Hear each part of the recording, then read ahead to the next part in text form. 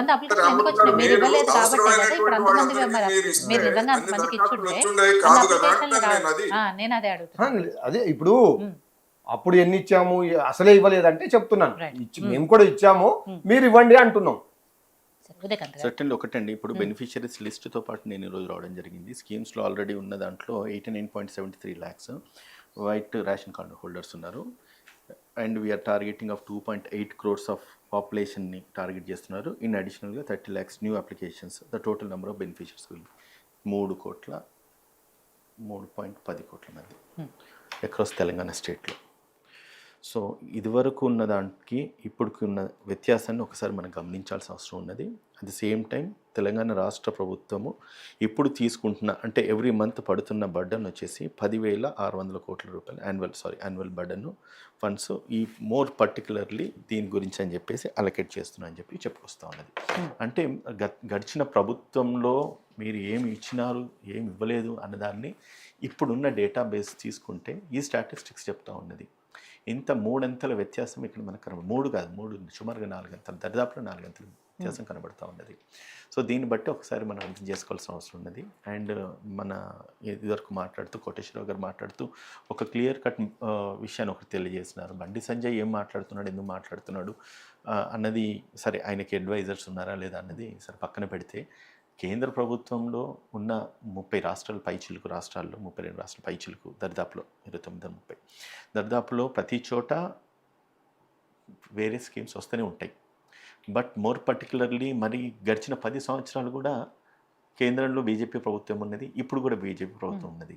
మరి అప్పుడు తీసుకోలేని నిర్ణయాలను ఇప్పుడు మేము కాంగ్రెస్ పార్టీ తీసుకునే నిర్ణయాన్ని హర్షించాల్సింది పోయి దాన్ని ఈరోజు పాయింట్అవుట్ చేస్తున్నారు. నిర్మలా సీతారామన్ గారు మాట్లాడింది ఈ ప్రభుత్వంలో కాదు, గడిచిన ప్రభుత్వంలోనే మాట్లాడినారు. ఏది నరేంద్ర మోడీ ఫోటోలు పెట్టుకోలేదని చెప్పి ఎలక్షన్స్ ముందు మాట్లాడినారు. అంటే నేను ఇదివరకు చెప్పినట్టుగా మర్యాద గౌరవం అన్నది మనసులో నుంచి రావాలి, మనసులో నుంచి ఇవ్వాల్సిందే కానీ మీరు కొట్లాడి తెచ్చుకోవాల్సింది కాదు, లేదంటే పోట్లాడి మమ్మల్ని గౌరవించాల్సిందే మనసులో ఏం లేదు. మీ మనసులోంచి రానప్పుడు పోట్లాడో ఏదో ఒకటి అయితే తెచ్చుకోవాలి కదా. మీ మనసులోంచి వస్తలేదు. నేను ఒక మాట కూడా చెప్పలేదు రేవంత్ రెడ్డి గారు అంత పెద్ద సభలో. మొమ్మటికి ఒకటి చూడండి మేడం, అంటే రాజకీయాలలో ప్రతి విమర్శలు సర్వసాధారణం ఎట్లయితేనే ఉన్నాయో, ఏ పార్టీ ఏం చేస్తున్నది అనేది వాళ్ళే తెలియజేసుకుంటారు. కానీ మాకు ఇంకొక పార్టీ వచ్చేసి కేంద్రం నుంచి మాకు ఇంత వస్తుందని చెప్పి ఈ ముఖ్యమంత్రి కాదు, గడిచిన ముఖ్యమంత్రి కాదు, ఏ ముఖ్యమంత్రి కూడా చెప్పారు. మరి తెలంగాణ రాష్ట్రంలో ఒక మాట నేను అడుగుతున్నాను, మరి బండి సంజయ్ గారు ఇప్పుడైనా మన మిత్రులు కొంచెం హర్షం వ్యక్తం చేసినారు అపోజిషన్లో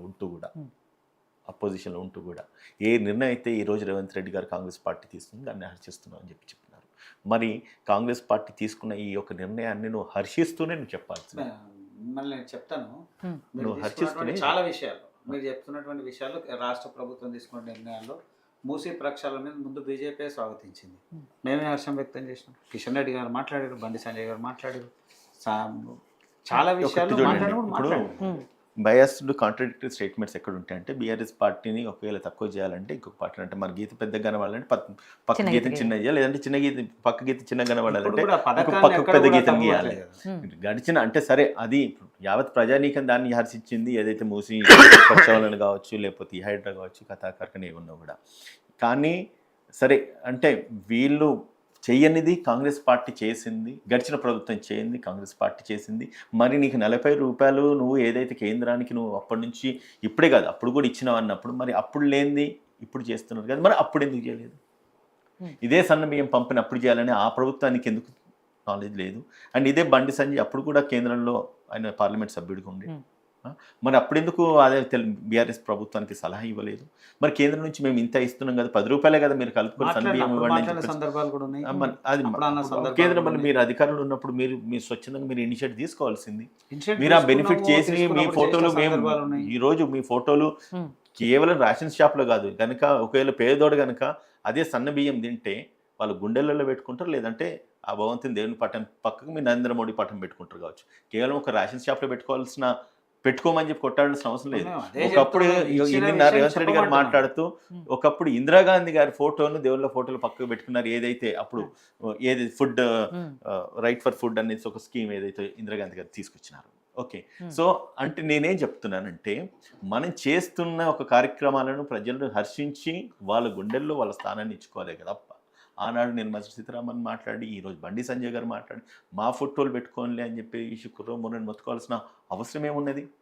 మీరు చేస్తున్న పనులు సక్రమంగా చేస్తే ప్రజలు గుర్తించి వాళ్ళ హర్షం వ్యక్తం చేసి వాళ్ళ గుండెలు పెట్టుకుంటూ వాళ్ళ గుళ్ళు పెట్టుకుంటారు. ఇవ్వనప్పుడేమో మీరు పదే పదే వందసార్లు ప్రతి సభలో ప్రతి నాయకులు కేంద్రం ఇవ్వట్లేదు, కేంద్రం సహకరించట్లేదు, కేంద్రం నుంచి ఏం రావట్లేదు అని మాట్లాడినప్పుడు ఇచ్చే వాటిల్లో కూడా చెప్పొచ్చు కదా. ఒక మాట అడుగుతాను మేడం, ఇప్పుడు కేంద్రంలో గడిచిన 10 సంవత్సరాల నుంచి నిజంగా ప్రతిష్టాత్మకంగా ఏదన్నా ఒక్క కేంద్రం నుంచి వచ్చిన స్కీమ్ ఏదైనా ఒకటి చెప్పండి. అంటే మీరు చెప్పండి. చెప్తాను. ఆయుష్మాన్ భారత్ రాష్ట్రానికి సంబంధం లేకుండా మీరు అమలు చేసేటప్పుడు డైరెక్ట్గా నేరుగా వాళ్ళకి వెళ్ళిపోతూ ఉంది. యూరియా సబ్సిడీ డైరెక్ట్గా రైతులకు వెళ్ళిపోతూ ఉంది. అలాగే రైల్వే ప్రాజెక్టులలో మీరు రాష్ట్రానికి సంబంధం కాకుండా కేంద్రం ఉన్నటువంటి ప్రాజెక్టులకు నేషనల్ ప్రాజెక్టులు ఎక్కడన్నా పెట్టాలి. రాష్ట్రానికి ఈ రోజు కిషన్ రెడ్డి గారు ఉన్న దాంట్లో తను సొంతంగా ఇనిషియేటివ్ తీసుకొచ్చి గడిచిన బడ్జెట్ లో కూడా తెలంగాణ రాష్ట్రానికి ఇచ్చింది ఎంత, అది కూడా చెప్పండి. ఇందాక కోటేశ్వర గారు అడిగింది కూడా అదే, మీరు ఇస్తున్నామంటే మీరు దేశవ్యాప్తంగా ఇస్తున్నారు, ప్రత్యేకించి తెలంగాణకి ఏమి ఇస్తున్నారు అనే దాంట్లోనే నాయకులు మాట్లాడినా బడ్జెట్ లో కూడా కావచ్చు, తెలంగాణ రాష్ట్రానికి మీరు ప్రత్యేకించి ఇచ్చింది ఇది మీరు చెప్పండి. తప్పకుండా. అయితే ఇక్కడ విషయం మనం వీళ్ళు మాట్లాడారు కేంద్రం, అప్పుడు కేరళ రాష్ట్రం గురించి సారు ప్రస్తావించి మాట్లాడారు, లేదా ఇతర రాష్ట్రాలు కూడా. ఆ రాష్ట్రాల్లో ఉన్నటువంటి పథకాలు ఆ రాష్ట్ర ప్రభుత్వం ఇచ్చినప్పుడు ఆ రాష్ట్రానికి సంబంధించినటువంటి ముఖ్యమంత్రికి సంబంధించినటువంటి ఫోటో లేదా ముఖ్యమంత్రికి సంబంధించినటువంటి అంశము, వాళ్ళు ఇచ్చిన స్లోగన్ ఏదో ఒకటి ఆ పార్టీకి సంబంధించిన విషయం అక్కడ పొందుపరుస్తూనే ఉన్నారు. డైరెక్ట్గా రేషన్ కార్డు మీద ఆ రాష్ట్రానికి సంబంధించిన ముఖ్యమంత్రి ఫోటోలే ఉన్నటువంటి దాఖలు ఉన్నాయి.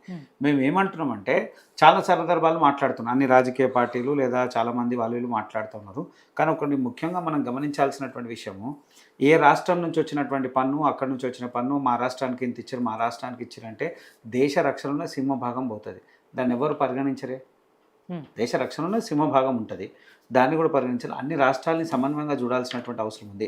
ఏ రాష్ట్రం ఎంత ఇచ్చింది ఆ రాష్ట్రానికి అంత ఇవ్వాలనేటువంటి ఎక్కడ కూడా ఇది చేసినటువంటి సందర్భం కాదు కదా.